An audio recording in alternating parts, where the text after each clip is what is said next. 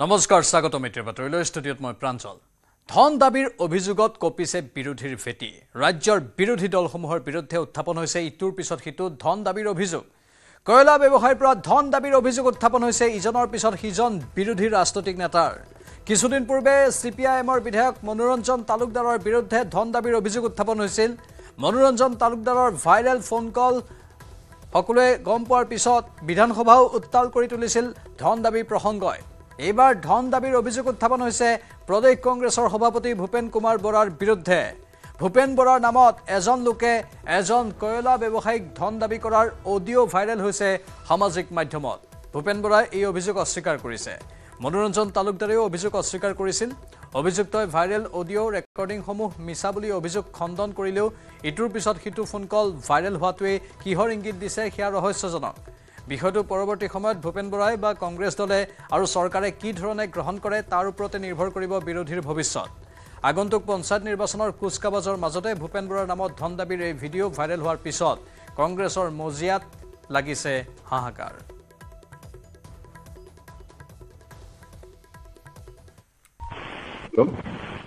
এই মানে দাদাই পইচাটো দিব দিছে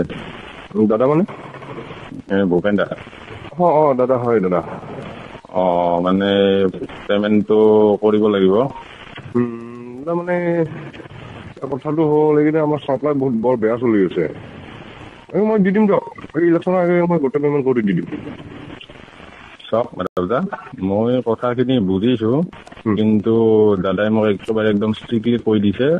বিহুৰ আগত গোটেইখিনি পেমেণ্ট মানে ক্লিয়াৰ কৰিব দিছে নাই দাদা চাওক আপোনাকো মই আগতেও বহুত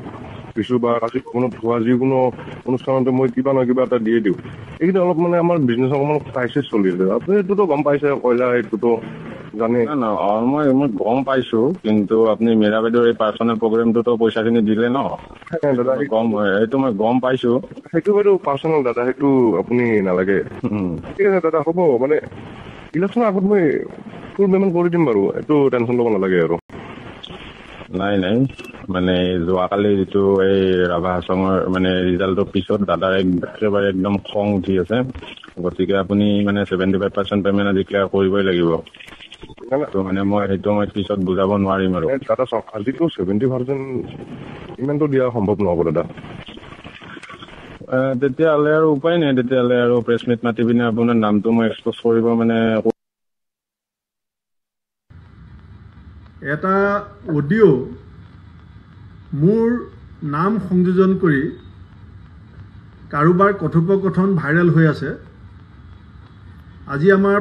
প্ৰদেশ কংগ্ৰেছৰ সাধাৰণ সম্পাদক ৰামান্না বৰুৱা ডাঙৰীয়া আৰু আমাৰ মিডিয়া বিভাগৰ APCC চেয়াৰমেন বেদৱত বৰা ডাঙৰীয়াই খন্তেক সময় পাছতে FIR এখন দিব মই চহী কৰি পেলাই পঠাই দিছোঁ আৰু মই ৰাতিপুৱা আমাৰ মাননীয় চিটি কমিশ্যনাৰ মহন্ত ডাঙৰীয়াৰ সৈতেও কথা পাতিছোঁ যোনে এই কামত জড়িত মোৰ নামত দুগৰাকী ব্যক্তিৰ কথোপকথন দুইগৰাকী ব্যক্তিৰ ওপৰত পুলিচে যি ব্যৱস্থা ল'ব মই সম্পূৰ্ণ সহযোগ কৰিম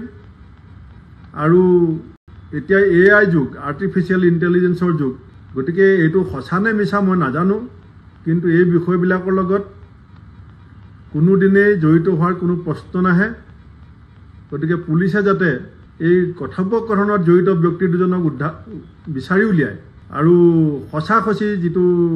কথা সেইটো প্ৰমাণ কৰক আৰু মই নিশ্চিত যে ইয়াৰ লগত মই জড়িত নহয় তথাপিতো এই বিষয়টো পুলিচে তদন্ত কৰি বিষয়টো ৰাজহুৱা কৰিব লাগে মই অসমৰ মুখ্যমন্ত্ৰীকো আহ্বান জনাইছোঁ কাৰণ আজি মোৰ বিৰুদ্ধে যি ধৰণৰ ষড়যন্ত্ৰ হৈছে কালিলৈ আমাৰ বেলেগ ৰাজনৈতিক নেতাসকলৰ বিৰুদ্ধেও এই ধৰণৰ ষড়যন্ত্ৰ হ'ব পাৰে গতিকে অসমত যাতে এই ধৰণৰ এই অডিঅ' ভাইৰেল কৰি এটা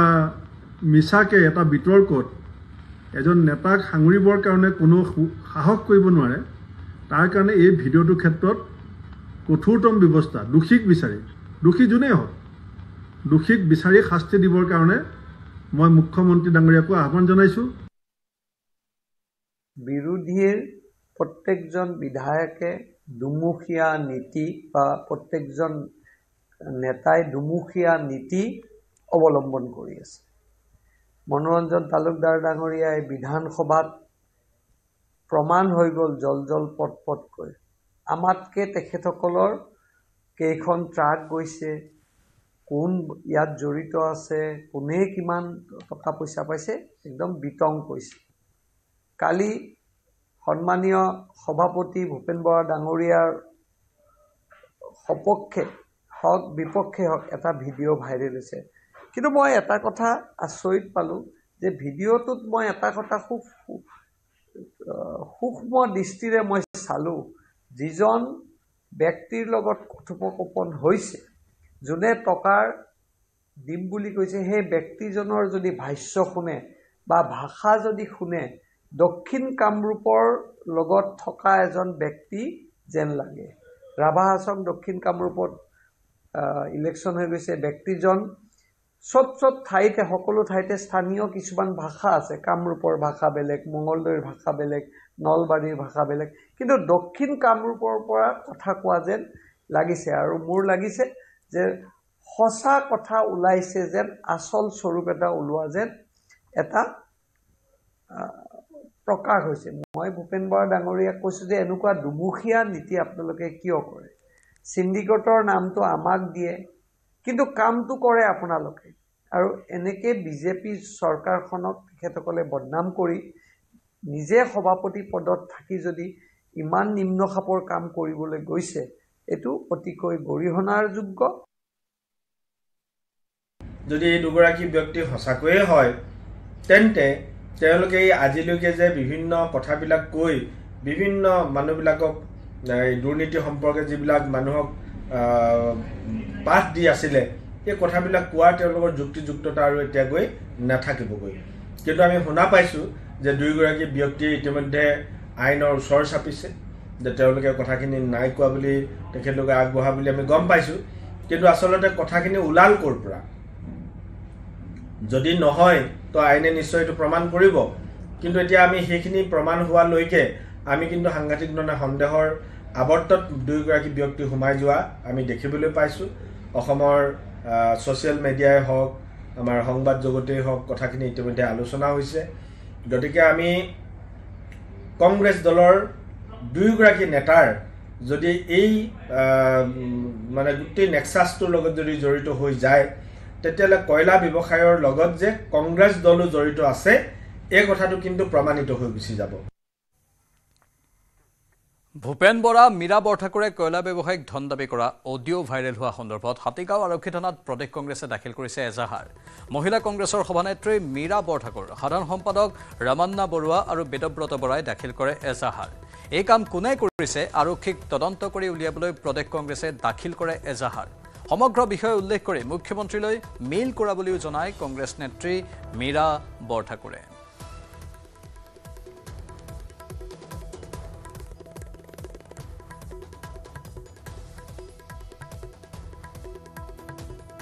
এনেকুৱা মানে বিভ্ৰান্তিকৰ কথা প্ৰচাৰ কৰাটো এটা বিকৃত মানসিকতা আমি তেওঁক মানুহবিলাক এতিয়া চাওঁতে দেখিবলৈ পাইছোঁ। পুলিচেও কৈছে যে আমি এইটো তদন্তৰ কাৰণে ইতিমধ্যে আমি নেতালৈ লিখিছোঁ, গতিকে আমাৰ মাননীয় সভাপতি মহোদয়েও আজি লিখিছে। গতিকে এনেকুৱা ধৰণৰ যাতে অপপ্ৰচাৰ কৰি বিকৃত মানসিকতাৰে জনমানসত যাতে আমাৰ কংগ্ৰেছ দলৰ সভাপতি বা অন্য আমাক যাতে সেৱামত প্ৰতিপন্ন কৰিব নোৱাৰে, তাৰ কাৰণে আমি সুকীয়াই দিছোঁ। আৰু ইয়াৰ কেছ ৰেজিষ্টাৰ কৰি আমি বিশ্বাস আছে যে অসম পুলিচে ইয়াৰ এটা বিহিত ব্যৱস্থা ল'ব। এই এফআইআৰখনৰ ভিত্তিত আমি আৰক্ষীক তদন্ত কৰিবৰ কাৰণে কৈছোঁ যে সকলোৱে মনত ৰখা উচিত, এই কামটো যোনে কৰিছে বালিলৈ বুলি যিপাত টুকৰিবলৈ সেইপাত। গতিকে আমি এই ধৰণৰ অসাধু চক্ৰক, এই ধৰণৰ চাইবাৰ কাম কৰা লোকক সাৱধান হ'বৰ কাৰণে আমি সকীয়াই দিছোঁ অসম প্ৰদেশ কংগ্ৰেছ কমিটিৰ তৰফৰ পৰা। আৰু আৰক্ষীক আমি আহ্বান জনাইছোঁ, সঠিকভাৱে তদন্ত কৰি দুধ কা দুধ, পানী কা পানী উলিয়াই দিব লাগে। এইটো কোনে কৰিছে কাম? Breaking news. আন্তঃৰাষ্ট্ৰীয় পৰ্যায়ত হ্ৰাস পালে খাৰুৱা তেলৰ দাম। সেই অনুসৰি হ্ৰাস পাব লাগিছিল পেট্ৰল ডিজেলৰ দাম, কিন্তু আবকাৰী শুল্ক বৃদ্ধি কৰি পেট্ৰল ডিজেলৰ দাম পূৰ্বৰ সমানতে ৰাখে কেন্দ্ৰীয় চৰকাৰে। কেন্দ্ৰীয় চৰকাৰে 2 টকাকৈ বৃদ্ধি কৰিলে পেট্ৰল ডিজেলৰ আবকাৰী শুল্ক। পুনৰ জনাইছোঁ, আন্তঃৰাষ্ট্ৰীয় পৰ্যায়ত হ্ৰাস পাইছে খাৰুৱা তেলৰ দাম। সেই অনুসৰি হ্ৰাস পাব লাগিছিল পেট্ৰল ডিজেলৰ দাম, কিন্তু আবকাৰী শুল্ক বৃদ্ধি কৰি পেট্ৰল ডিজেলৰ দাম পূৰ্বৰ সমানতে ৰাখি থলে কেন্দ্ৰীয় চৰকাৰে। কেন্দ্ৰীয় চৰকাৰে 2 টকাকৈ বৃদ্ধি কৰিলে পেট্ৰল ডিজেলৰ আবকাৰী শুল্ক।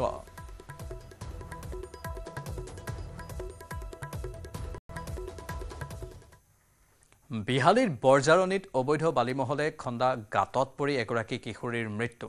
বৰগাং নদীত একাংশ বন মাফিয়াই জেচিবিৰে খন্দা প্ৰায় 30 ফুট গভীৰতাৰ গাঁতত পৰি মৃত্যু হয় মৃত কিশোৰীগৰাকীৰ নাম দীপ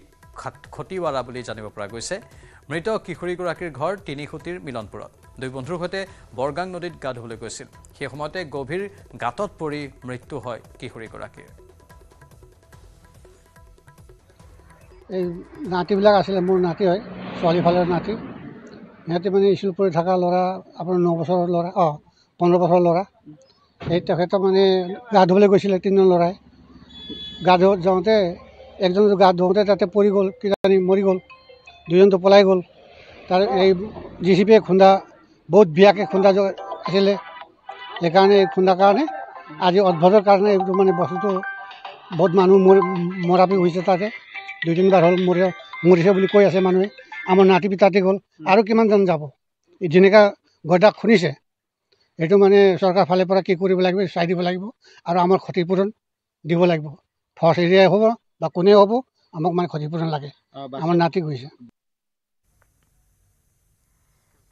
গৰাখহনীয়া প্ৰতিৰোধৰ সময়তে ফকীৰগঞ্জত অঘটন অন কেমেৰাত ব্ৰহ্মপুত্ৰত ডুবিল এখন নাও জিঅ'বেগ কঢ়িওৱা এখন যন্ত্ৰচালিত নাও ডুব যায় ব্ৰহ্মপুত্ৰত অত্যধিক মাটি কঢ়িওৱাৰ ফলতে নাওখন ডুব যায় বুলি প্ৰকাশ কৰিছে নাওখনৰ মাজভাগত ফাট মেলাত পানী সোমাই ডুব যায় নাওখন অৱশ্যে এই ঘটনাত কোনো লোক হতাহত হোৱা নাই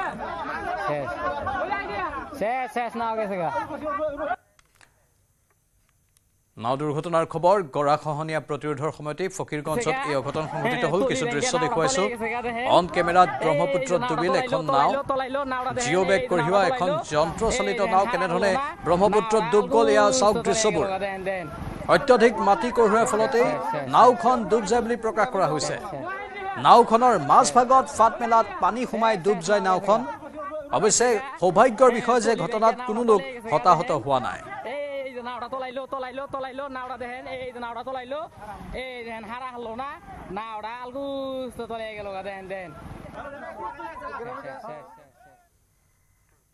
ত্ৰিপুৰাৰ ভাৰত বাংলা সীমান্তত উদ্ধাৰ এখন বাংলাদেশী ড্ৰোন ভাৰত বাংলাদেশ সীমান্তৰ বিলনীয়া বল্লামুখত উদ্ধাৰ কৰে বাংলাদেশী ড্ৰোনখন সীমান্তৰ সমীপত ভাৰতৰ ভূখণ্ডৰ প্ৰায় 300 মিটাৰ ভিতৰত ধাননি পথাৰত উদ্ধাৰ হয় বাংলাদেশী ড্ৰোনখন এই ঘটনাই অঞ্চলটোত চাঞ্চল্যৰ সৃষ্টি কৰিছে সীমান্তৰ নিৰাপত্তাৰ দায়িত্বত থকা বিএছএফৰ চকুত ধুলি দি কেনেকৈ ভাৰতৰ আকাশ মাৰ্গত প্ৰৱেশ কৰিলে ড্ৰোনখনে তাকে লৈ এতিয়া প্ৰশ্ন উত্থাপন হৈছে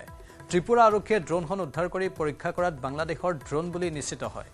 আন্তঃৰাষ্ট্ৰীয় সীমান্তত বাংলাদেশৰ ড্ৰোন উদ্ধাৰক লৈ বিএছএফ আৰু ত্ৰিপুৰা আৰক্ষীয়ে চলাই আছে তদন্ত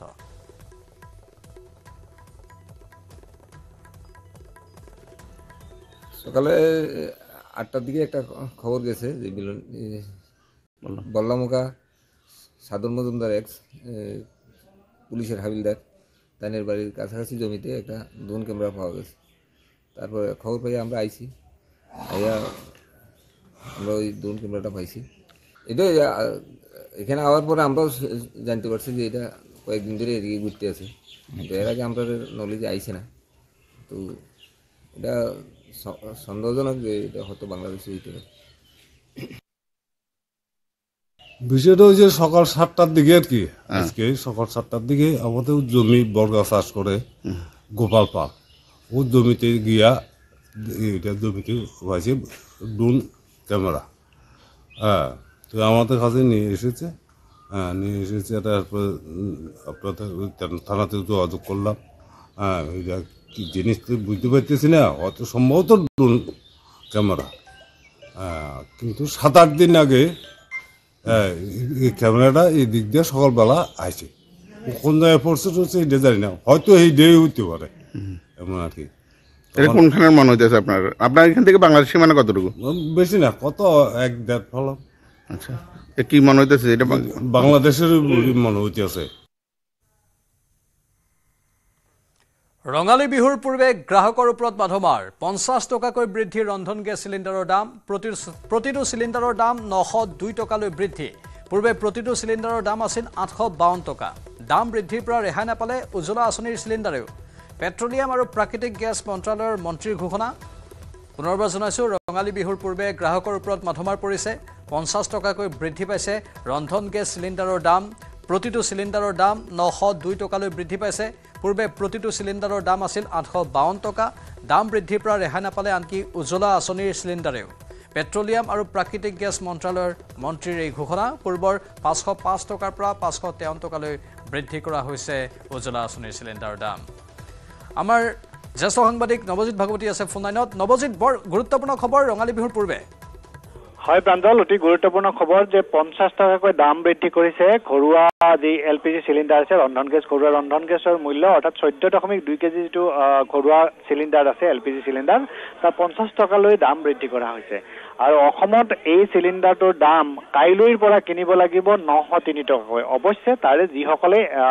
তেওঁলোকে যি ছাবচিডি অৰ্থাৎ ৰাজ সাহায্য লৈ আছে 52 টকাকৈ তেওঁলোকৰ একাউণ্টত ঘূৰাই পাব। আৰু তাৰ লগতে উজ্জ্বলা আঁচনি যিসকলে লাভ কৰি আছে সেই উজ্জ্বলা আঁচনিৰ চিলিণ্ডাৰৰ গেছৰ দাম 50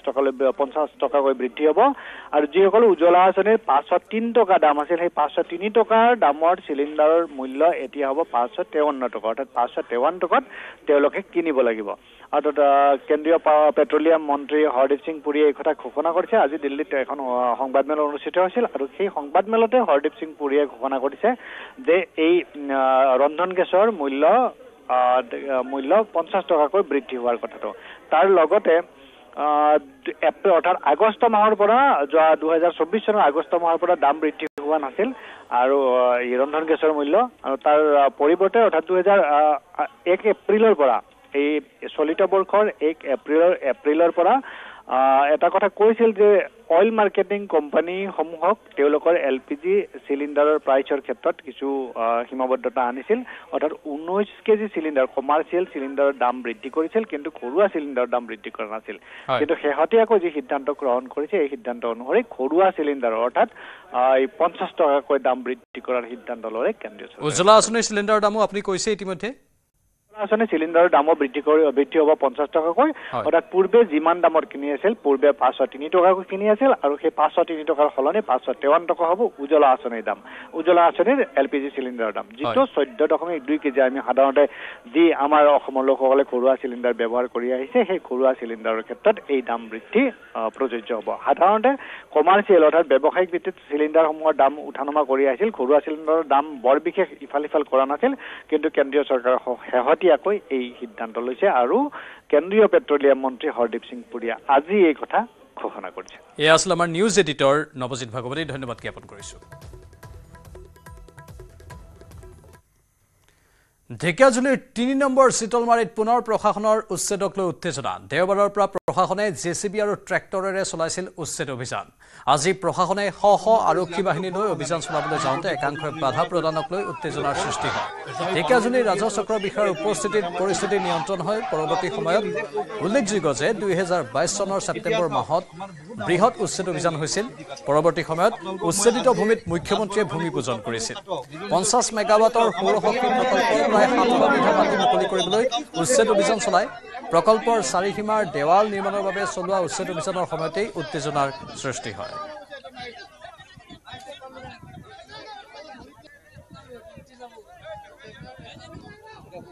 ঢেকিয়াজুলিৰ 3 নং চিতলমাৰীত প্ৰশাসনৰ পুনৰ উচ্ছেদ অভিযান আৰু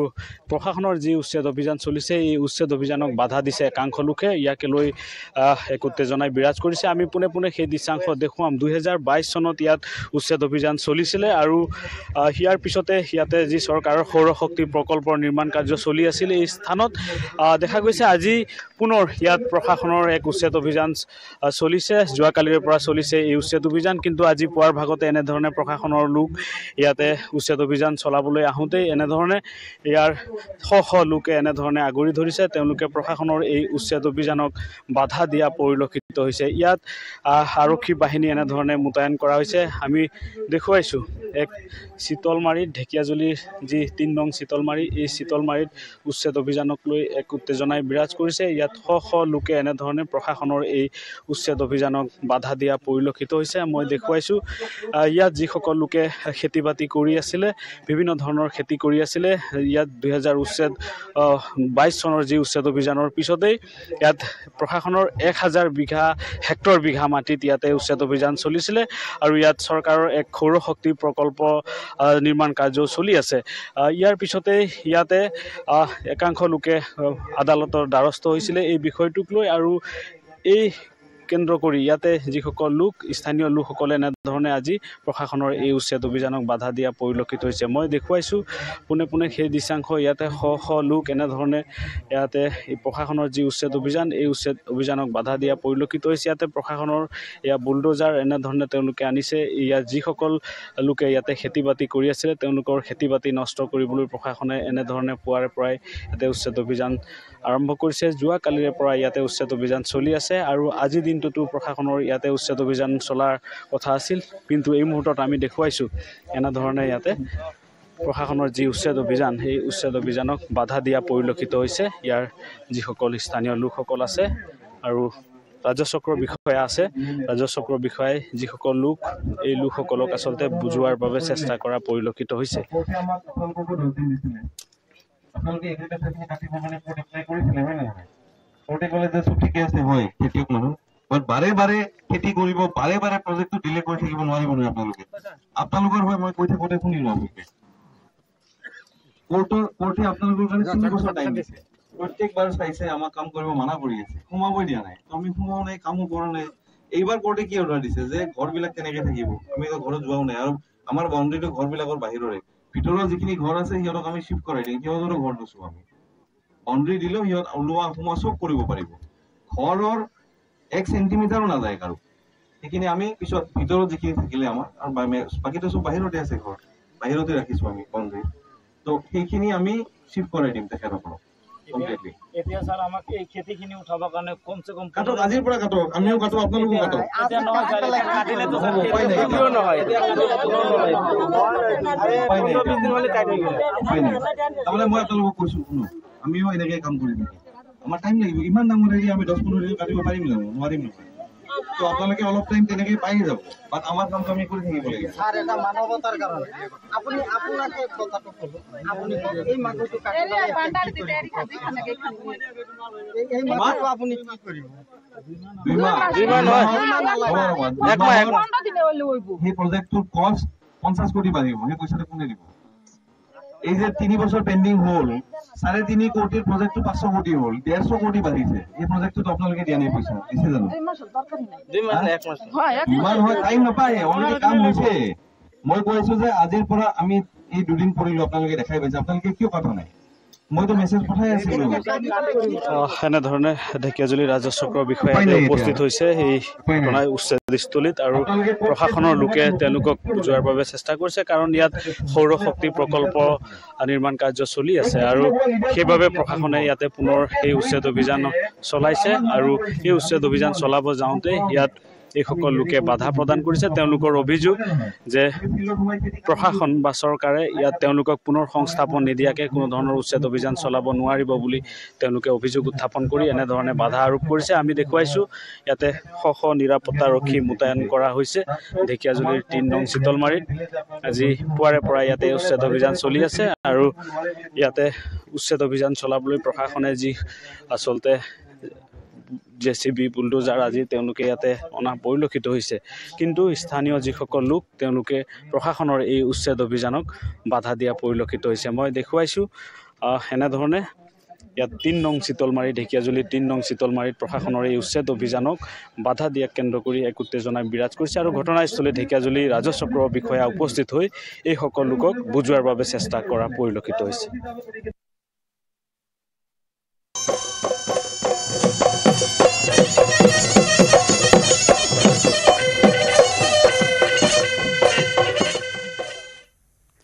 চাৰিদুৱাৰত অনুষ্ঠিত হৈছে বিহু নাচ আৰু ঢোলবাদনৰ কৰ্মশালা বালিপুৰা আঞ্চলিক ছাত্ৰ সন্থাৰ উদ্যোগ আৰু চাৰিদুৱাৰ শাখা ছাত্ৰ সন্থাৰ সহযোগত 21 দিনীয়া বিহু নাচ আৰু ঢোলবাদনৰ কৰ্মশালা অনুষ্ঠিত কৰা হৈছে ঢোল পেপা গগনাৰ শব্দৰে মুখৰিত হৈ পৰিছে চাৰিদুৱাৰৰ আকাশ বতাহ মিলন সংঘৰ বাকৰিত অনুষ্ঠিত হোৱা কৰ্মশালাত বৃহত্তৰ অঞ্চলটোৰ কণ কণ শিশু কিশোৰী আৰু যুৱতীসকলে অংশগ্ৰহণ কৰিছে বৃহত্তৰ চাৰিদুৱাৰ অঞ্চলৰ প্ৰায় 2 শতাধিক শিশু কিশোৰ যুৱতীয়ে অংশগ্ৰহণ কৰিছে কৰ্মশালাত বৰষুণি দিও লগাই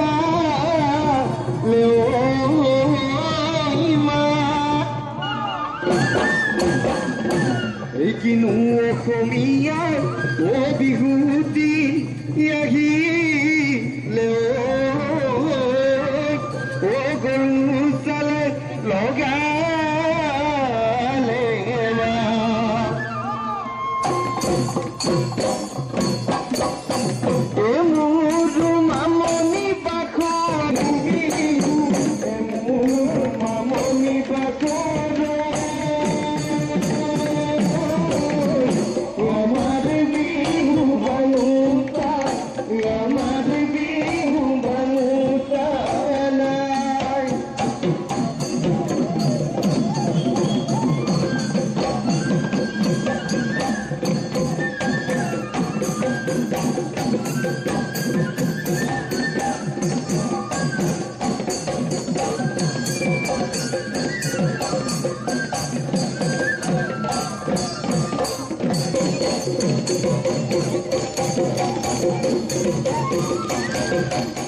হয় বালিপৰা আঞ্চলিক ছাত্ৰ সন্থাৰ উদ্যোগত এতিয়া চাৰিদুৱাৰত এনেধৰণে বিহুৰ কৰ্মশালা চলি থকা দেখিবলৈ পোৱা গৈছে যিহেতু বাপতি খাহুনৰ মাজত মাত্ৰ কেইটামান দিন বাকী আৰু সেই বাপতি খাহুনক লৈ এতিয়া বিভিন্ন প্ৰান্তত কিন্তু এনেধৰণে কৰ্মশালা চলি থকা দেখিবলৈ পোৱা গৈছে আৰু মই দেখুৱাইছোঁ সেই সামগ্ৰিক দৃশ্যাৱলী এই হৈছে বালিপৰা আঞ্চলিক ছাত্ৰ সন্থাৰ উদ্যোগত অনুষ্ঠিত হোৱা বিহু কৰ্মশালা এই কৰ্মশালাত ইতিমধ্যে 200ৰো অধিক কণ কণ শিশু কিশোৰী আৰু যুৱতীয়ে অংশগ্ৰহণ কৰা দেখিবলৈ পোৱা গৈছে প্ৰত্যেক বছৰৰ দৰে এই বছৰো কিন্তু বালিপৰা যি আঞ্চলিক ছাত্ৰ সন্থা আছে আঞ্চলিক ছাত্ৰ সন্থাৰ উদ্যোগত এনেদৰে বিহুৰ কৰ্মশালা অনুষ্ঠিত কৰা দেখিবলৈ পোৱা গৈছে মই এজন লোক আছে ছাত্ৰ সন্থা তেখেতৰ পৰা জানিবলৈ চেষ্টা কৰিম হয় দাদা কিমান দিনীয়া আপোনালোকৰ এই বিহু কৰ্মশালা আৰু কিমানজন নাচনী ইয়াত মানে বিহু নাচ বা ঢোল বাদনৰ প্ৰশিক্ষণ লৈ থাকিছে নমস্কাৰ এতিয়ালৈকে আমাৰ 200ৰ ওপৰতে হৈছে এতিয়া আৰু আজি দেখিবলৈ পাইছোঁ আকৌ নতুনকৈ আৰু কিছুমান জইন হৈছে ভাল লাগিছে ইমানখিনি যে নাচনী মাক বাপেকে ওলাই আনিছে সেইটো কাৰণে নথৈ ধন্যবাদ মানিছোঁ আৰু আমি 20 দিনীয়া কৰ্মশালা আমি বালিপৰা ছাত্ৰ সন্থা আৰু চাৰিদুৱাৰ ছাত্ৰ সন্থাৰ সহযোগত কৰি আছোঁ আৰু বৰ্তমান আপোনালোকৰ সামৰণি অনুষ্ঠানত দেখিবলৈ পোৱা যায় অভিনেত্ৰী ইয়াত উপস্থিত থাকে এইবাৰ কোন অভিনেত্ৰী থাকিব বা ছাত্ৰ সন্থাৰ কোনোবা নেতা উপস্থিত থাকিব নেকি সামৰণি অনুষ্ঠানত সেইটো বিশেষকৈ মই গম পোৱা নাই বিশেষকৈ মই এতিয়া প্ৰশিক্ষক হিচাপে ইয়াত কৰ্তব্যত অৱতীৰ্ণ হৈ আছোঁ সেইটো আমাৰ ছাত্ৰ সন্থাৰ হেৰিয়ে ক'ব পাৰিব মই পুনৰ কৈছোঁ এই ধুনীয়া এক দৃশ্য বালিপৰাৰ যি চাৰিদুৱাৰ এই চাৰিদুৱাৰ অঞ্চলত এতিয়া এনেদৰে বিহুৰ যি কৰ্মশালা চলি থকা দেখিবলৈ পোৱা গৈছে মই পুনৰ কৈছোঁ বালিপৰা যি আঞ্চলিক ছাত্ৰ সন্থা এতিয়া চাৰিদুৱাৰ যি মিলন সংঘৰ এই প্ৰাংগণত কিন্তু তেখেতসকলে এনেধৰণে বিহুৰ যি কৰ্মশালা সেই কৰ্মশালা অনুষ্ঠিত হোৱা দেখিবলৈ পোৱা গৈছে মুঠতে ৰাজ্যত এতিয়া ৰঙালী বিহুক আদৰাক লৈ উখল মাখল পৰিৱেশ এফালে যদি ডেকা গাভৰুসকল ব্যস্ত বিহুৰ আখৰাত আনফালে বড়ো জনগোষ্ঠীৰ ডেকা গাভৰুসকলেও ব্যস্ত হৈ পৰিছে বহাগক আদৰাৰ কাৰণে মঙলদৈৰ মুদৈবৰী চামবাৰী ৰেচুমৈ ক্লাবৰ বড়ো জনগোষ্ঠীৰ ডেকা গাভৰু সাজু হৈ পৰিছে বৈশাগু উৎসৱক লৈ দিনে নিশাই চলিছে প্ৰতি বছৰৰ দৰে বৈশাগু নৃত্যৰ আখৰা এয়া মঙলদৈ মুদৈবৰী চামবাৰী ৰেচুমৈ ক্লাব ডেকা গাভৰুসকলৰ বড়ো নৃত্য বাগৰুম্বা নৃত্য গৰু বিহুৰ দিনাৰ পৰাই এওঁলোকে গাঁৱৰ প্ৰতি ঘৰে ঘৰে গৈ এই বৈশাগু নৃত্য পৰিৱেশন কৰিব লগতে ৰাজ্যৰ বিভিন্ন প্ৰান্তত পৰিৱেশন কৰিব এই নৃত্য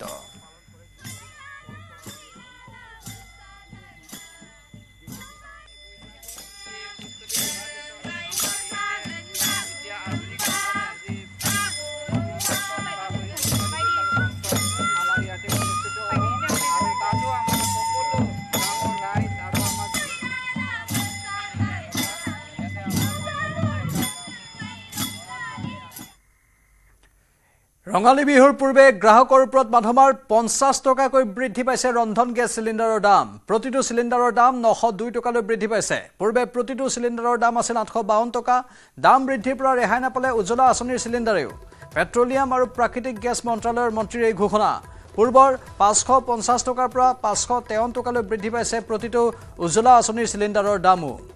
ৰন্ধন গেছৰ চিলিণ্ডাৰৰ দাম বৃদ্ধি পাইছে আৰু স্বাভাৱিকতেই এয়া ৰঙালী বিহুৰ পূৰ্বে সাধাৰণ গ্ৰাহকৰ ওপৰত ৰামটাগুন পৰিছে আৰু এনেও মূল্য বৃদ্ধিক লৈ অসন্তুষ্ট হৈ আছে জনসাধাৰণ আৰু ভোটৰ ওপৰত দানহ পৰা দি ৰন্ধন গেছৰ চিলিণ্ডাৰৰ দাম 50 টকাকৈ বৃদ্ধিৰ সিদ্ধান্ত লোৱা হৈছে প্ৰতিটো চিলিণ্ডাৰৰ দাম 902 টকালৈ বৃদ্ধি পাইছে পূৰ্বে প্ৰতিটো চিলিণ্ডাৰৰ দাম আছিল 852 টকা আৰু দাম বৃদ্ধিৰ পৰা ৰেহাই নাপালে উজ্জ্বলা আঁচনিৰ চিলিণ্ডাৰেও পেট্ৰলিয়াম আৰু প্ৰাকৃতিক গেছ মন্ত্ৰালয়ৰ মন্ত্ৰীৰ ঘোষণা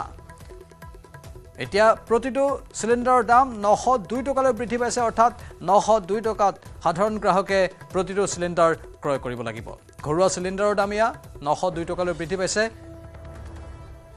আমাৰ সাংবাদিক অখিম দত্ত লাইভত আছে অখিম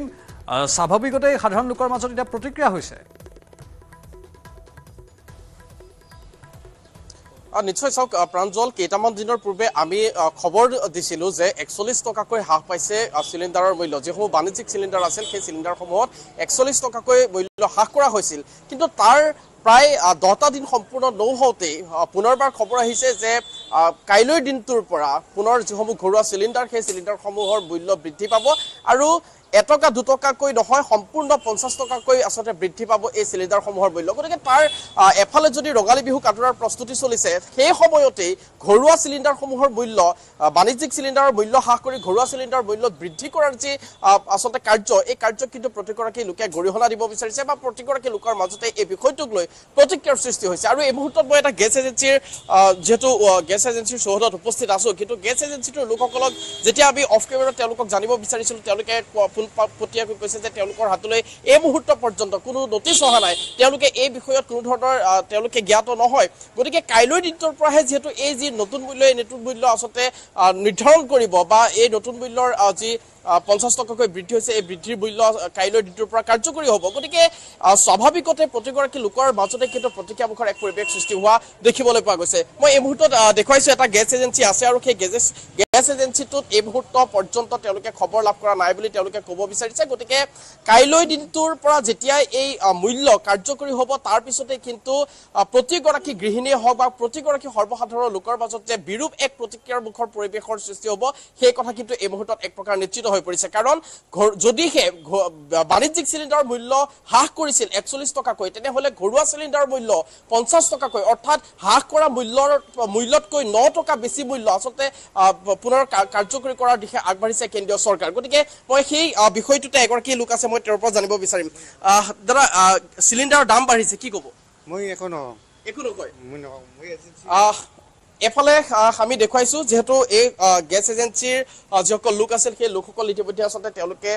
দুৱাৰত তলাও লমাইছে যেতিয়া সংবাদ মাধ্যমৰ লোক এই স্থানত উপস্থিত হ'ল তেতিয়াই তেওঁলোকে ভিতৰৰ পৰা আচলতে লক কৰিছে আৰু তেওঁলোকক যেতিয়া আমি মূল্যৰ কথা তেওঁলোকক সুধিব বিচাৰিছো তেওঁলোকে আচলতে পুনচাতে নাকচ কৰিছে যে দাম বৃদ্ধি পোৱা নাই কিন্তু প্ৰাঞ্জল মই মুহূৰ্তত স্পষ্টভাৱে দেখুৱাইছো এইটো হৈছে হেঙেৰাবাৰীত থকা এটা gas agency Hansa gas agency আৰু এই গেছ এজেন্সিৰ লোকসকলৰ পৰা যেতিয়া মন্তব্য ল'বলৈ খুজিছিলো তেওঁলোকে পুনচাতে নাকচ কৰিছে সমগ্ৰ বিষয় কিন্তু ইতিমধ্যে যেহেতু জাননী প্ৰকাশ পাইছে গতিকে জাননী প্ৰকাশ পোৱাৰ পিছত কাইলৈ দিনটোৰ পৰা যেতিয়া এই মূল্য কাৰ্যকৰী হ'ব তেতিয়াই কিন্তু প্ৰতিগৰাকী লোকে ৰঙালী বিহুৰ পূৰ্বে মূৰে কপালে হাত দিব লগা এটা পৰিৱেশ কিন্তু সৃষ্টি হোৱাটো নিশ্চিত প্ৰাঞ্জল ধন্যবাদ অখিম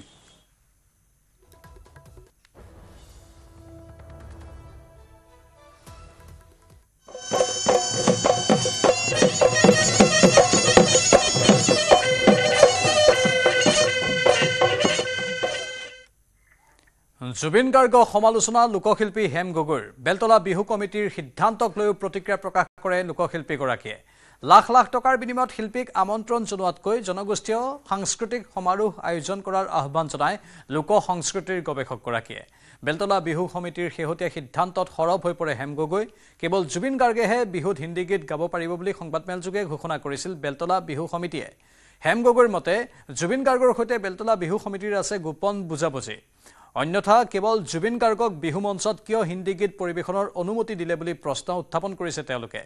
মঞ্চত সুৰাপান কৰা প্ৰসংগত জুবিনৰ শিল্পী সত্তা নাই বুলি কঠোৰ সমালোচনা কৰে হেম গগৈয়ে বিহু গীতত অশালীন যৌনগন্ধি শব্দৰ প্ৰয়োভৰক লৈও প্ৰতিক্ৰিয়া প্ৰকাশ কৰে হেম গগৈয়ে তাহানিটো বিহু গীতত যৌনগন্ধিৰ কথা আছিল যদিও আজিৰ প্ৰজন্মৰ গীতিকাৰৰ দৰে অশালীনতা নাছিল বুলি মত পোষণ কৰে বিহু বিশেষজ্ঞ হেম গগৈয়ে এইটো বৰ হাঁহি উঠা কথা আমি এই ক্ষেত্ৰত কেতিয়াও এইটো সমৰ্থন নজনাওঁ বেলতলা বিহু সমিতিয়ে যদি দিছে এইটো আটাইতকৈ ডাঙৰ ভুল কৰিছে যিহেতু সমগ্ৰ অসমৰ ৰাইজে হিন্দী গীত বৰ্জন কৰিবৰ কাৰণে কৈছে আনহাতে আলফাইও ইয়াৰ বিৰোধিতা কৰিছে হিন্দী গীত গোৱাটোৰ পৰা আৰু তেতিয়াহ'লে জুবিন গাৰ্গক কিয় মানে একচেটিয়াভাৱে হিন্দী গীত গাবৰ কাৰণে সুবিধা দিয়া হৈছে সঁচা কথা কৈছোঁ কি জুবিন গাৰ্গ কি হ'ল জুবিন গাৰ্গ শিল্পী নেকি শিল্পী সত্তা কাক কয় শিল্পী কাক কয় প্ৰকৃততে শিল্পী হ'বলৈ হ'লে সাগৰৰ তলি মুকুতা বুটলি আনিব পৰাজনে শিল্পী বুলি বিষ্ণু ৰাভাদেৱে কৈ গৈছে গতিকে তেওঁক ইমান দৰে প্ৰতিষ্ঠা কৰিব বিচৰা কাৰণটো কি থাকিব পাৰে নিশ্চয় বেলতলা সমিতিৰ লগত তেওঁ কিবা বুজা পৰা আছে বুলি আমি ভাবোঁ সেইকাৰণে হিন্দী গীত গাবলৈ অনুমতি দিছে অশ্লীলতা বিহুত আগতেও আছিলে বিহু নামতো অশ্লীলতা আছিলে কিন্তু সেই অশ্লীলতা অনাখৰী কবি বিহুৱা গীতিকাৰী স্বভাৱ কবি যিসকল সেইসকলে বেৰ ৰাখি মানে হেৰি কৰিছিলে কি কয় প্ৰকাশ কৰিছিলে তাত মানে ভালকৈ যদি চিন্তা নকৰে এই অশ্লীল বুলি ধৰিব পৰা নাছিলে য'তে ত'তে গাব পৰা হৈছিলে কিন্তু এতিয়া নৱপ্ৰজন্মৰ যিসকল মানে গীতিকাৰ আছে তেওঁলোকেতো তাতকৈ ঢাকোনযুক্তভাৱে গাব পাৰিলেহেঁতেন সেইসকলেতো মানে কোনো ইউনিভাৰ্চিটিত পঢ়া নাছিলে অতীতৰ অনাখৰী বিহুৱা গীতিকাৰসকলে এইসকলেতো ইউনিভাৰ্চিটিত পঢ়িছে BA MA পাছ কৰিছে তেওঁলোকে আৰু ঢাকোনযুক্ত মানে ভাৱে গাব পাৰিব লাগিছিলে অসমীয়াৰ বাপতি সাহোন ৰঙালী বিহুলৈ মাজত মাত্ৰ কেইটামান দিন বাকী ৰাজ্যৰ লগতে ডিব্ৰুগড়ৰ টিংখাঙতো হেপাহৰ বিহুটিক আদৰাৰ ব্যাপক প্ৰস্তুতি টিংখাঙৰ নাচনী জকাই গাঁৱত বিহুৱান হুঁচৰি দলে দিনে নিশাই কৰিছে আখৰা ঘৰে ঘৰে বিহু পৰিৱেশন কৰাৰ লগতে বিভিন্ন মঞ্চতো বিহু পৰিৱেশন কৰিব দলটোৱে ঢোল পেপা গগনাৰ মাতেৰে মুখৰিত হৈ পৰিছে নাচনী জকাই গাঁৱৰ আকাশ বতাহ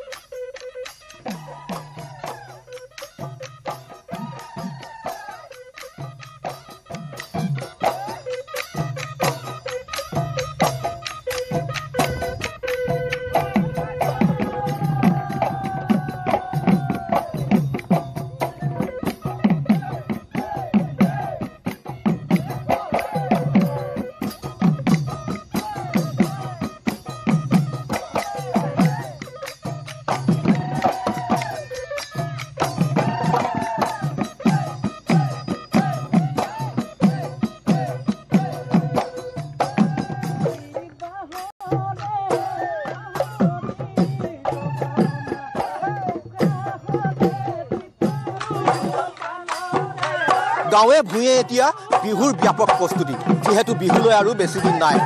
টিংখাঙৰ নাচনী জকাইটো দেখা গৈছে বিহুৰ আখৰা কৰিছে বিহুৱান হুঁচৰি দলে আৰু এয়া হৈছে বিহুৱান হুঁচৰি দলৰ আখৰাৰ দৃশ্য আৰু এইবাৰ বিভিন্ন মঞ্চত বিহু পৰিৱেশন কৰাৰ লগতে চোতালে চোতালে বিহু পৰিৱেশন কৰিব বিহুৱান হুঁচৰি দলে সেয়েহে এতিয়া গাঁৱত দেখা গৈছে যুৱকসকলে এনেধৰণে বিহুৰ আখৰাত ব্যস্ত হৈ আছে আমি অকণমান বিহুৰ মাজলৈ যাম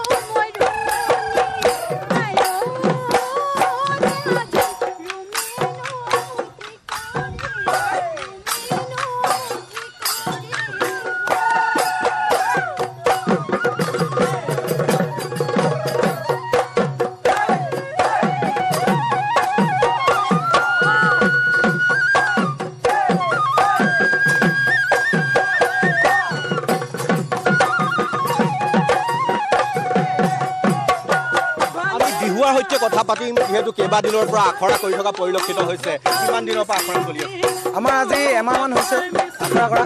ক'ত বিহু পৰিৱেশন কৰা হ'ব আমি প্ৰায় জেগাতে আৰম্ভ কৰিম বুলি ভাবিছোঁ পৰিৱেশন কৰিম বুলি ভাবিছোঁ মাৰ্ঘেৰিটাৰ পৰা হৈ আমাৰ টিংখাং অঞ্চলতো মৰা কথা আছে আৰু মৰাণ এনেকৈ ওচৰে পাজৰে হ'ব আৰু আমি পেপাৰ মাত শুনিবলৈ চেষ্টা কৰিম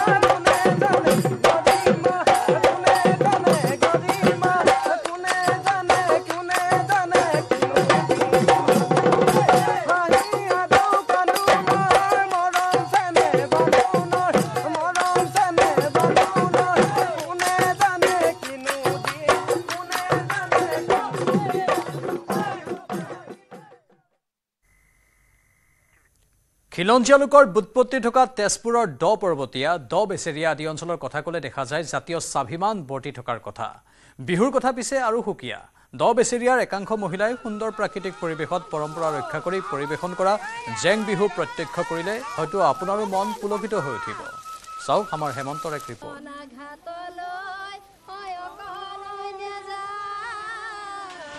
হয় আমি জেং বিহুৰ এক সুকীয়া পৰিৱেশ দেখুৱাব বিচাৰিছোঁ তেজপুৰৰ দ পৰ্বতীয়া এই প্ৰাকৃতিক পৰিৱেশৰ মাজত এনেদৰে দেখা পোৱা গৈছে অসমীয়া এইসকল মহিলাই তেওঁলোকে জেং বিহুৰ মৰা যি পৰম্পৰা সেয়া ৰক্ষা কৰি পৰিলক্ষিত হৈছে আমি দেখুৱাইছোঁ মহিলাসকলে নিৰ্জন ঠাইত এনেদৰে পুৰুষ বৰ্জিত স্থানত তেওঁলোকে মনৰ ভাৱ আদান প্ৰদান কৰে আৰু এনেদৰে দেখা পোৱা গৈছে এই মুহূৰ্তত এইসকল দ বেচেৰিয়াৰ মহিলা তেওঁলোকে এই বিহুৰ প্ৰাকখনত তেওঁলোকে যি জেং বিহুৰ মাদকতা সেয়া ধৰি ৰখাৰ প্ৰয়াস কৰিছে কেমেৰা সহযোগে দেখুৱাইছে এক সুন্দৰ প্ৰাকৃতিক পৰিৱেশ আৰু এই মুহূৰ্তত এনেদৰে দেখা পোৱা গৈছে এইসকল দ বেচেৰিয়াৰ মহিলাই পৰিৱেশন কৰিছে এয়া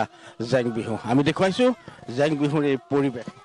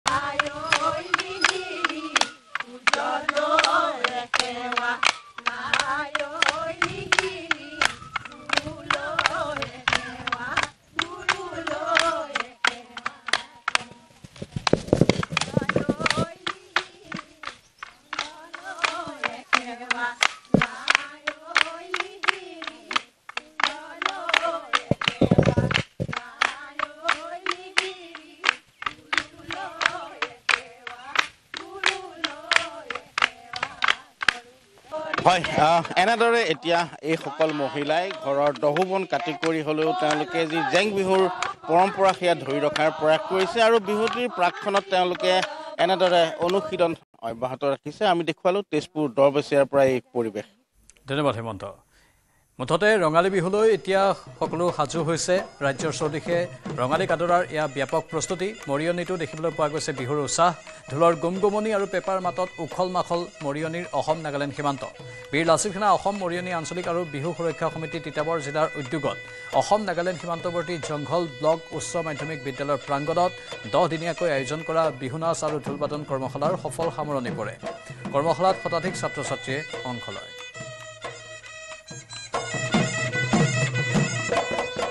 পৰিৱেশো দেখুৱাইছোঁ যি সামৰণি পৰিৱেশ দেখুৱাইছোঁ যিহেতু ইয়াত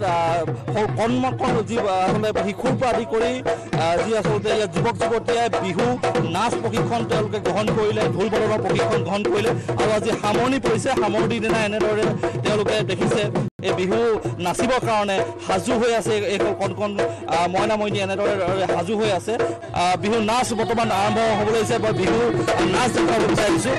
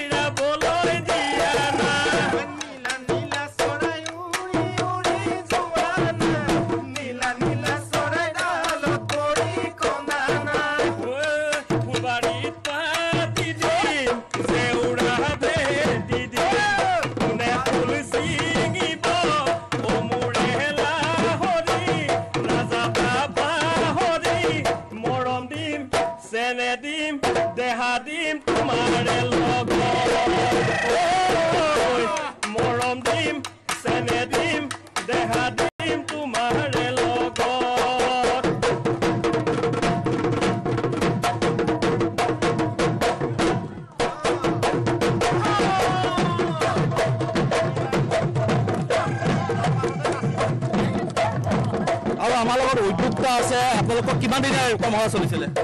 আচলতে বীৰলাচিত সেনা অসম মৰিয়নি আঞ্চলিক সমিতিৰ উদ্যোগত 10 দিনীয়া কাৰ্যসূচী হৈছিলে আখৰা হৈছিলে আমি চিন্তা কৰিছিলোঁ গাঁৱৰ নিভাঁজ বিহু আমাৰ নগৰৰ মাজলৈ গুচি গৈছে এটা বন্ধ ক্লাবলৈ গুচি গৈছে আমি ভাবিলোঁ এই বিহুত গছৰ তলত মুকলি আকাশৰ তলত এটা নিভাঁজ বিহুটোক স্বাভিমান বিহুটোক কেঁচা মাটিৰ গুণ টকা এই জংঘল ব্লকৰ একদম ভিতৰুৱা গাঁৱত আমি অনুষ্ঠিত কৰিছোঁ আৰু আমাৰ লগত এগৰাকী বিশেষ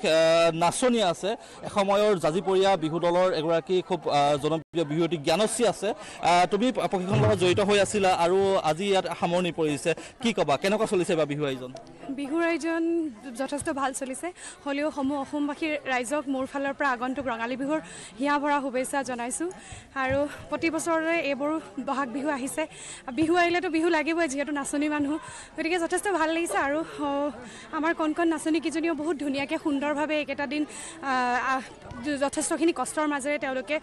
তেওঁলোকৰ কৰ্মশালা ভাগ আগবঢ়াই নিছে আৰু আজি আপোনালোকে দেখিলে চাগে অনুষ্ঠানটো খুব ধুনীয়া হৈছে আৰু আমাৰ ত্ৰিবেণী তাই খুব ধুনীয়াকৈ শিকাইছে গতিকে ভাল লাগিছে যথেষ্ট ভাল লাগিছে ধন্যবাদ জনাইছোঁ আৰু এনেদৰে দেখিলে আচলতে কণ যিসকল নাচনী পৰা আদি কৰি যুৱতীলোকে ইয়াত নাচৰ প্ৰশিক্ষণ গ্ৰহণ কৰিলে আৰু ঢোল বাদনৰ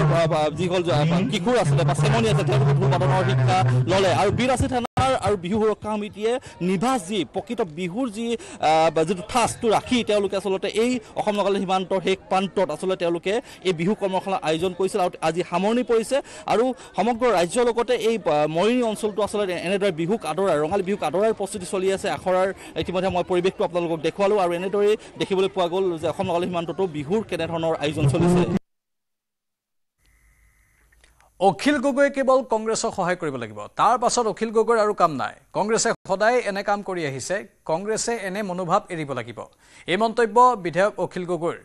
অখিল গগৈয়ে লগতে ক'লে অনাগত নিৰ্বাচনত বিজেপিক হৰুৱাবলৈ হ'লে সকলো বিৰোধী ঐক্য একত্ৰিত হ'ব লাগিব গোৱালপাৰাৰ 12 নম্বৰ জলেশ্বৰ বিধানসভা সমষ্টিৰ হিমুলবাৰীত অনুষ্ঠিত দলীয় যোগদান কাৰ্যসূচীত অংশ লৈ অখিল গগৈয়ে ক'লে বিজেপিয়ে তেওঁৰ 165টা গোচৰ দিছে বুলি মন্তব্য কৰিছে লগতে মুছলিম সম্প্ৰদায়ৰ লোকক AIUDFৰ পৰা আঁতৰি আহিবলৈ অখিল গগৈ আহ্বান জনায় অন্যথা পুনৰ বিজেপিয়ে দিছপুৰ দখল কৰিব বুলিও ক'লে অখিলে আনহাতে কংগ্ৰেছে বিচাৰিলে পঞ্চায়ত নিৰ্বাচনত সকলো ধৰণৰ সহযোগিতা আগবঢ়াব বুলি অখিল গগৈয়ে মত প্ৰকাশ কৰে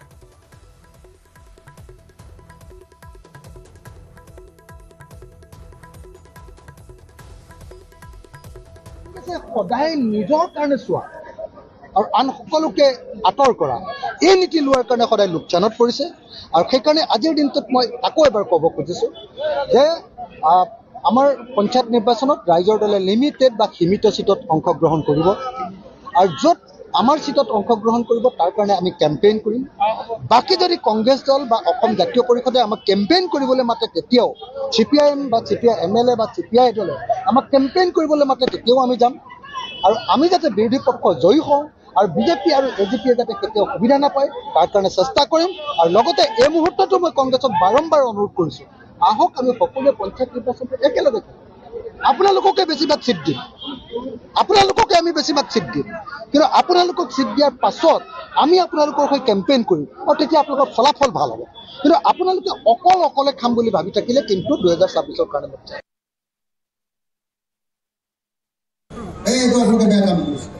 বেয়া পাই ভাল পাই দৰকাৰ সদায় তেল মাৰি থাকি কেতিয়াও ৰাজনীতি নহয় সঁচা সঁচাকে ভাল কাম কৰিবলৈ ৰাইজৰ মাজলৈ আহিছো সেইকাৰণে এতিয়া মোৰ ওপৰত 165টা কেছ জাপি দিছে বিজেপি চৰকাৰে কিমান 165টা কেছ আছে আপোনালোকৰ এটা কেছ থাকিলে কিমান ভয় কৰে মই কোনো কেছ মোৰ চুৰ কৰি হোৱা নাই কোনো কেছ মোৰ ডকাইতি কৰি হোৱা নাই কোনো কেছ কাৰোবাৰ পৰা টকা লৈ ঘূৰাই নিদিয়াৰ কাৰণে হোৱা নাই মোৰ কেছ হৈছে অসম মাতৃৰ মানুহৰ কাৰণে কাম কৰিবলৈ যাওঁতে বাংলাদেশৰ পৰা কিন্তু বাংলাদেশী আনিম বুলি কৈছিলে তাৰ বিৰুদ্ধে আন্দোলন কৰিছোঁ গোৱালপাৰাত মোৰ ওপৰত কেছ দিব ওলাইছে হয় নাই তেতিয়া গোৱালপাৰাত মোৰ কেছ দিছে গোৱালপাৰাত মোৰ 11টা কেছ আছে মই কোনোটো কেছত তেল নহয় এইবিলাক এনেই ফাটি মিছ 290 কেছ এটা এতিয়ালৈকে প্ৰায় মোৰ 40-45টা মান শেষ হ'ল এইবিলাকত ক'তো মোৰ একোৱে পোৱা নাই কাৰণ নহয় মই অহাই নাই মোৰ নামত এনে কেছ দি মোক খালি জেলত ভৰাই থৈ দিছে 2 বছৰ জেল 1 বছৰ 8 মাহ জেলত ভৰাই থৈ বিজেপি চৰকাৰৰ 5 বছৰ শাসন প্ৰথম 5 বছৰ এতিয়াতো এমএলএ এখনো ঘূৰাব নোৱাৰে 5 বছৰ শাসনকালৰ 5 বছৰৰ ভিতৰত 3 বছৰ জিৰ' থাকিছে মাধ্যমিক শিক্ষা সঞ্চালকালয়ৰ উপ সঞ্চালিকা নৰ্মদা চেতিয়াক ভাবুকি উপ সঞ্চালিকাক ভাবুকি দি আৰক্ষীৰ জালত নিলম্বিত প্ৰধান শিক্ষক মন পছন্দৰ প্ৰাৰ্থীক প্ৰধান শিক্ষক হিচাপে বদলিৰ বাবে দিছিল ভাবুকি অভিযুক্ত নিলম্বিত প্ৰধান শিক্ষকজন ফখৰুল ইছলাম হাতীগাঁৱৰ পৰা দিছপুৰ আৰক্ষীয়ে গ্ৰেপ্তাৰ কৰে ফখৰুল ইছলামক মধ্যাহ্ন ভোজনৰ সৈতে বৃহৎ কেলেংকাৰীত জড়িত অভিযোগত 2022 চনত নিলম্বিত হৈছিল ফখৰুল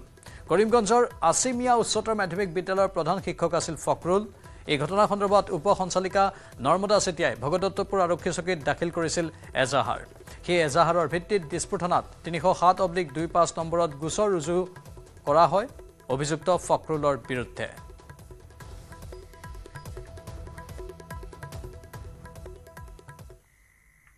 শিৱসাগৰৰ ঐতিহাসিক বিষ্ণু দৌলত অঘটন দৌলৰ ওপৰত উঠি গ'ল এগৰাকী মহিলা প্ৰায় 40 মিনিট সময় দৌলৰ ওপৰত উঠি থাকিল মহিলাগৰাকীক লৈ দীৰ্ঘ সময় শ্বাসৰুদ্ধকৰ পৰিৱেশৰ সৃষ্টি হয় এটা সময়ত বিষ্ণু দৌলৰ পৰা নিজে নামি আঁতৰি যায় মহিলাগৰাকী এই দৃশ্য দেখুৱাইছে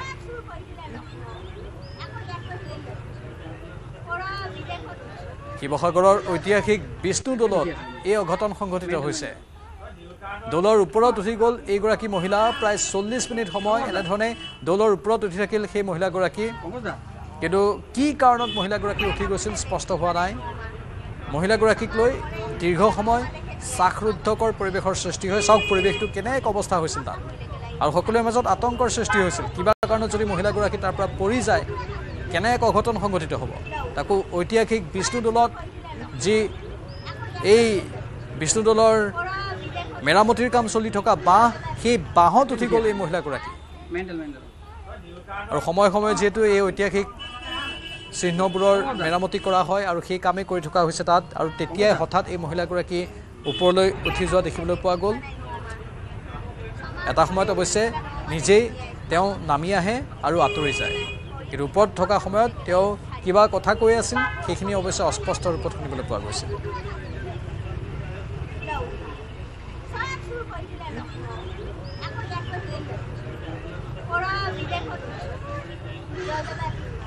লিখি আছে মেণ্টেল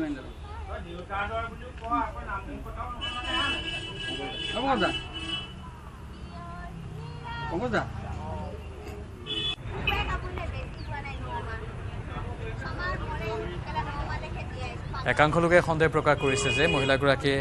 মানসিক ভাৰসাম্য হেৰুৱাই পেলাইছে অৱশ্যে এতিয়ালৈকে বিশেষ কোনো তথ্য উদ্ঘাটন হোৱা নাই মহিলাগৰাকীৰ পৰিচয় কি ক'ত থাকে পৰৱৰ্তী সময়ত সেয়া আমি জানিবলৈ চেষ্টা কৰিম শিৱসাগৰৰ ঐতিহাসিক বিষ্ণু দৌলৰ চৌহদত এক চাঞ্চল্যকৰ পৰিৱেশৰ সৃষ্টি হৈছে আৰু ইয়াৰ মূল কাৰণ হ'ল এগৰাকী যুৱতীগৰাকী মানসিক বিকাৰগ্ৰস্ত নে সুস্থ সেয়া নিশ্চিত কৰিব পৰা নাই কাৰণটো হ'ল যুৱতীগৰাকী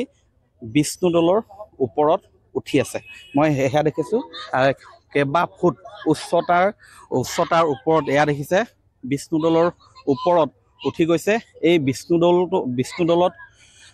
চফা কৰিবলৈ বিষ্ণু দৌল পৰিষ্কাৰ কৰি ওপৰখন পৰিষ্কাৰ কৰিবলৈ ইয়াত বাঁহ লগাই থোৱা আছিলে মিস্ত্ৰীয়ে চফা কৰি আছিলে আৰু এই বাঁহৰ ওপৰে উঠি গ'ল এইগৰাকী যুৱতী আৰু বৰ্তমানলৈকে নামি অহা নাই বহু সময় ধৰি হৈ গ'ল যাক লৈ বৰ্তমান চাঞ্চল্যৰ সৃষ্টি হৈছে ইয়াত দেখিছে আৰক্ষী আহি উপস্থিত হৈছেহি ইয়াত চিভিল ডিফেন্সৰ লোক আহিছে কিন্তু তেওঁলোকে অনুনয় বিনয় কৰিছে নামি আহিবলৈ যুৱতীগৰাকীক কিন্তু নামি অহা নাই মই দেখুৱাইছোঁ এতিয়াও প্ৰায় 50 ফুট ওপৰত এনেধৰণেই এই যুৱতীগৰাকী